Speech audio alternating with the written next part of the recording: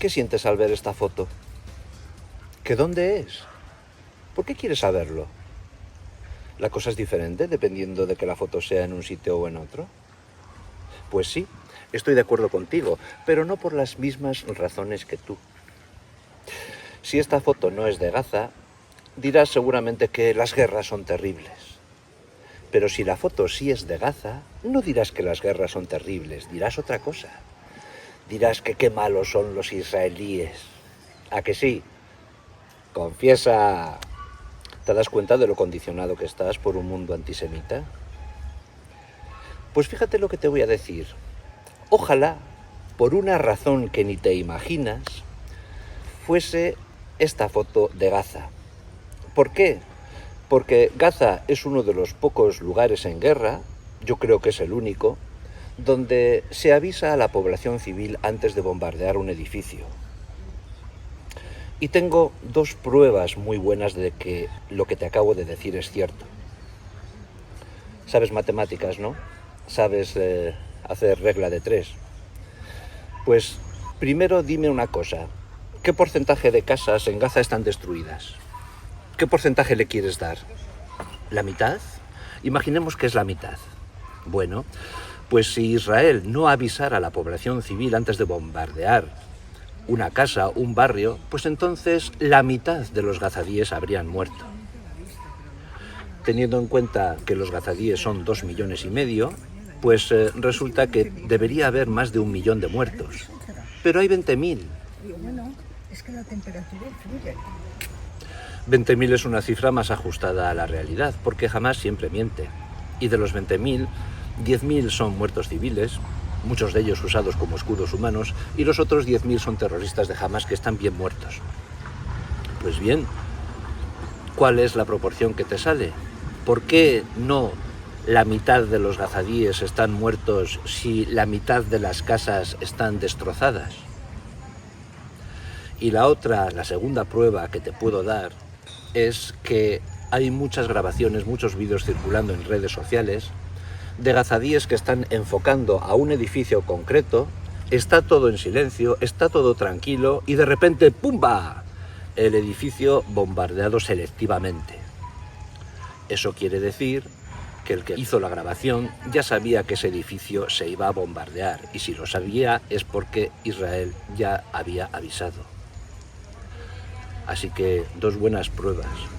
Pero, ¿cuándo ha sido la última vez que un periodista de la televisión te ha recordado que los israelíes, las fuerzas de defensa israelíes, avisan a la población civil antes de bombardear un edificio? ¿Cuándo ha sido la última vez? Yo no lo he oído nunca. Nunca. ¿Y sabes qué significa eso? Pues que el mundo es antisemita y no quiere ver la verdad. No quiere en realidad oír noticias.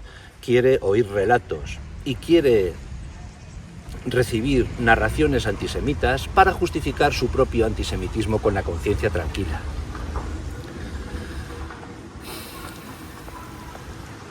Este vídeo me ha dado muchísima vergüenza como español. Madre mía. ¡Viva Palestina libre!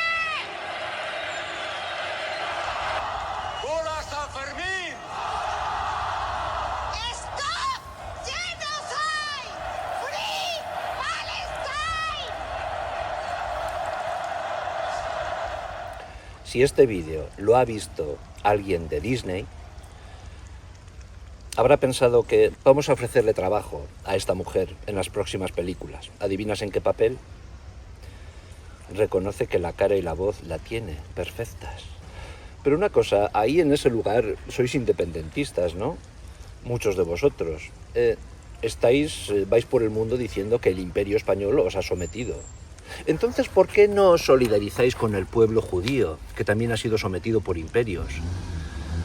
Hace siglos por el Imperio Romano, después Imperio Árabe en forma de califatos, Imperio Otomano, Turco. ¿Por qué no os solidarizáis con ellos? Ellos también quieren vivir en su propia tierra de manera libre e independiente.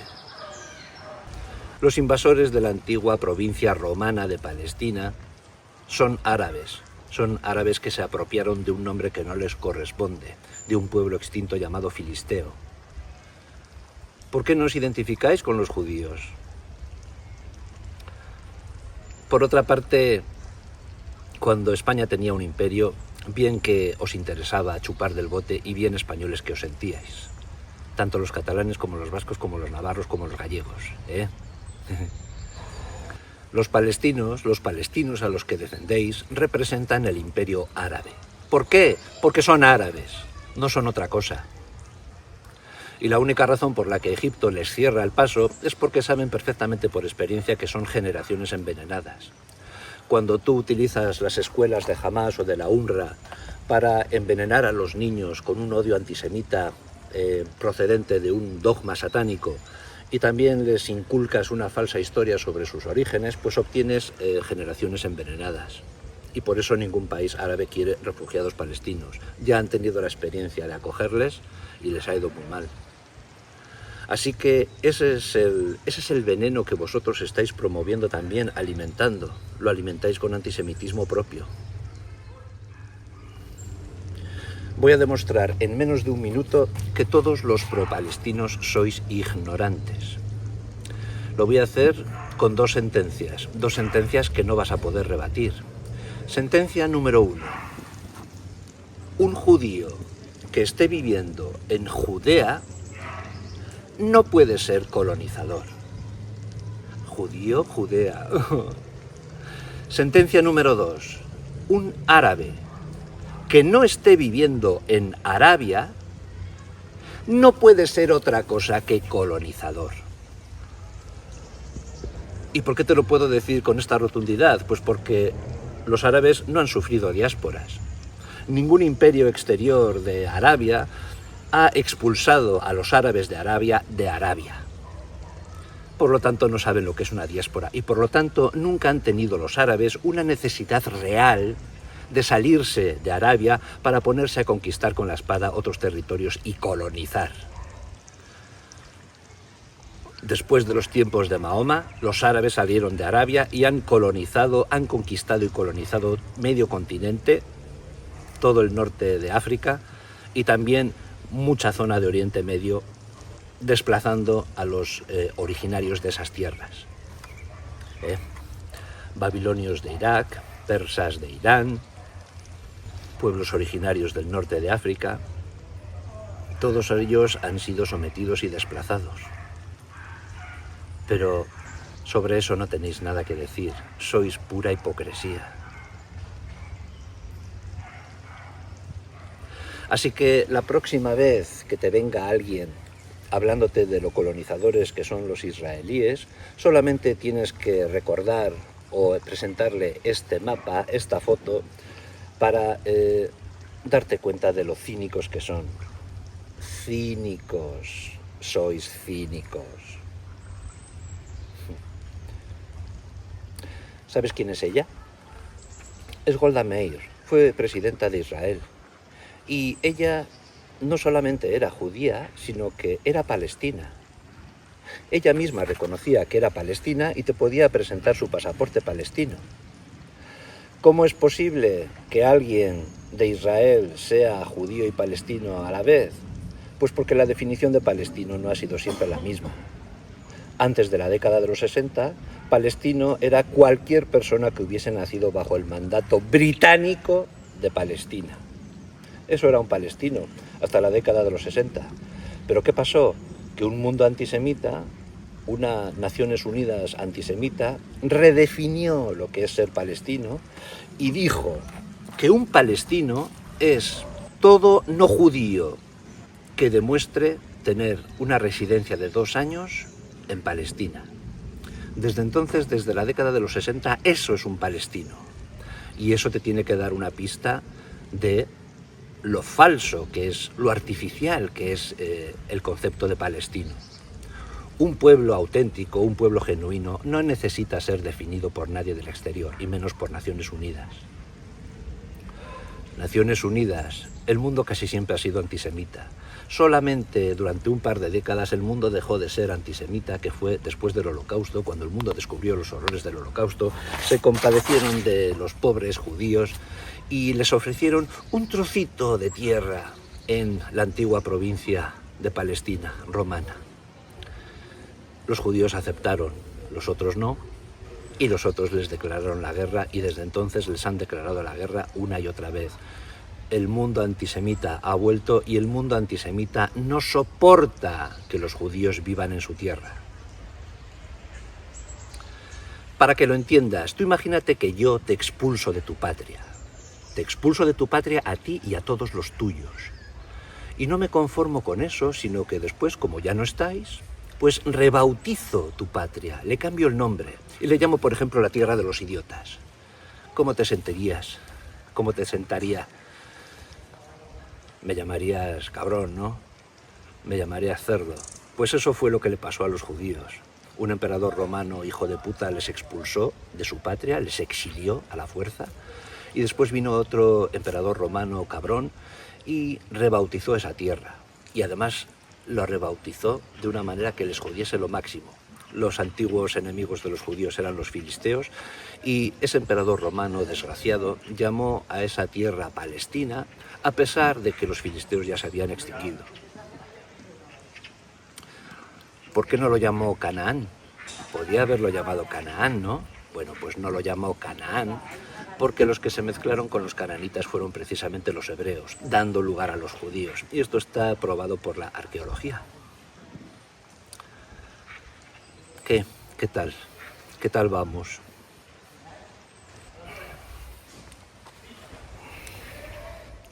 Y por cierto que los que tienen verdadero miedo a las pruebas de ADN son los palestinos.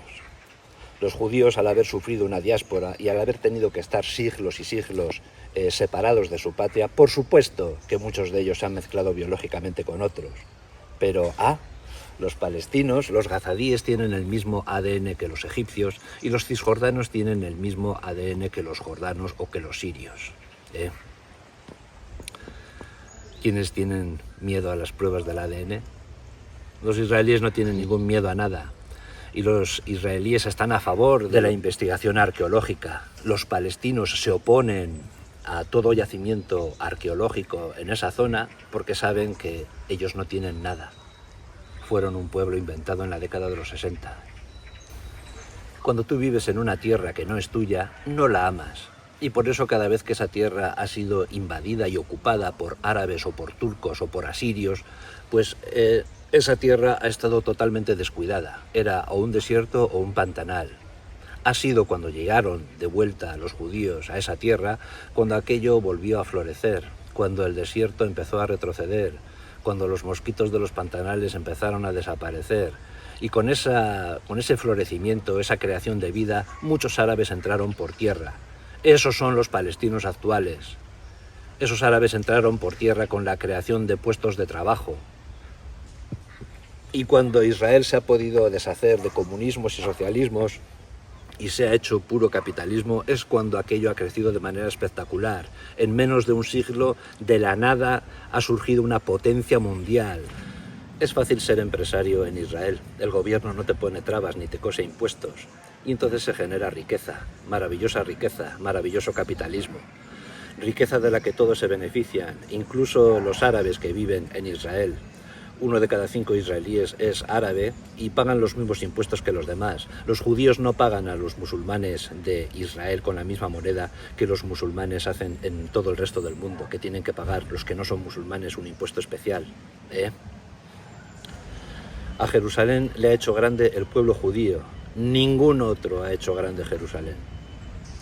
El amor es constructor, mientras que el odio es destructor. Y por eso Israel ha medrado, es una potencia mundial, mientras que Gaza está cada poco siendo desolada. Todo el dinero que das a Gaza no se va en infraestructuras ni se va en vivir en equilibrio con la tierra en la que viven, sino que se ha dedicado a la construcción de túneles y al terror. ¿Qué hacen los musulmanes cada vez que se hacen con el poder en cualquier parte del mundo? Pues los que se oponen al régimen son asesinados y los que aceptan el régimen son parasitados. Es decir, el objetivo es vivir a costa de.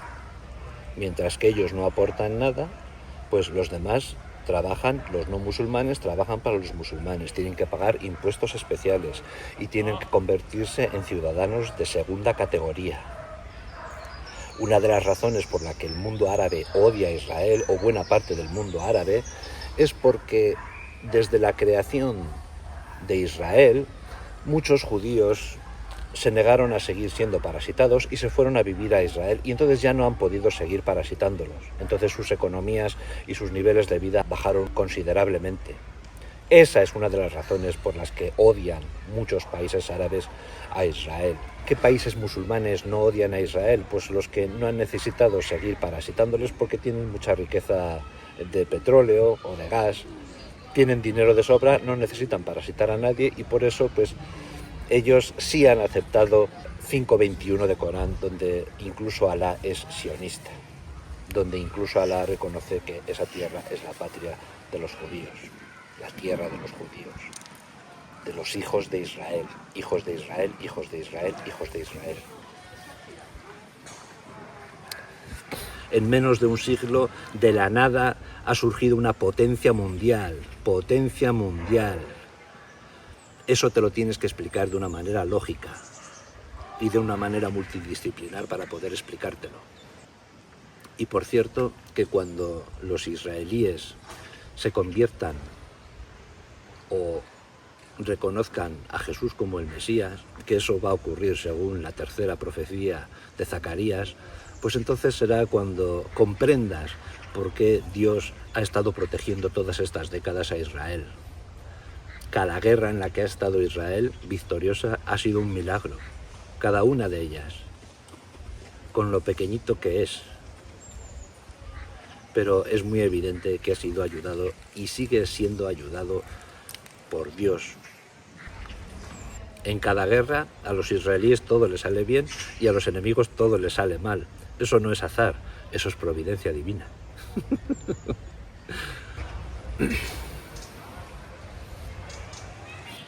Mención especial en cuanto a estupidez merecéis los gays por Palestina.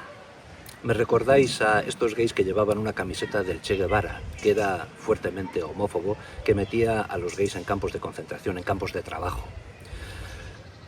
Los gays en Israel, en Tel Aviv, podríais llevar una vida totalmente normal, y de hecho Tel Aviv se ha llevado muchos años el premio al mejor Pride del mundo. Sin embargo, un gay que nace en Palestina, en Gaza o en Cisjordania, para poder vivir su sexualidad tranquilo se tiene que ir a Israel a vivir. Y después, cuando vuelve a su tierra para visitar a familiares o amigos, son decapitados o son tirados por un balcón. Así que yo soy gay, pero vosotros no sois gays por Palestina. Vosotros sois idiotas por Palestina. Por cierto que la foto del principio es Tel Aviv, en Israel. Uno de los cohetes que cayeron, que no pudo ser interceptado por la cúpula de hierro, por los sistemas de defensa israelíes. Afortunadamente no hubo bajas civiles, y eso es porque cuando suenan las sirenas, toda la gente va a refugio y no se dejan civiles en ningún edificio para después ser usados como escudos humanos y usados como victimismo ante el mundo. Los israelíes aman la vida, los judíos aman la vida y ya no se dejan matar, luchan activamente por su supervivencia. Y como están en minoría, para poder sobrevivir, sus vidas tienen que valer más que los demás. Si hay 100 veces más árabes musulmanes que judíos, y son musulmanes, el mundo musulmán estaría encantado de sacrificar a la 100ª parte de toda su población con tal de ver a los judíos extinguirse. Y por eso la vida de los judíos tiene que valer más. Tú no quieres que haya muertos árabes o musulmanes, pues entonces deja en paz a los judíos, deja en paz a los israelíes. ¿Queréis la paz? ¿Habéis probado a dejar a los israelíes en paz? Si queréis la paz, dejad a los israelíes en paz.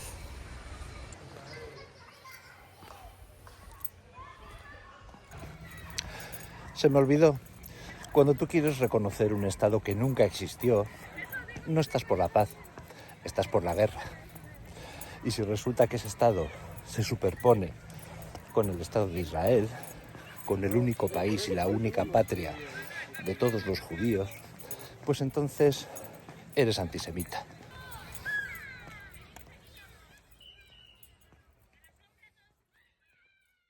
Muslims go and conquer the adjacent country, what do? We kill them all? No.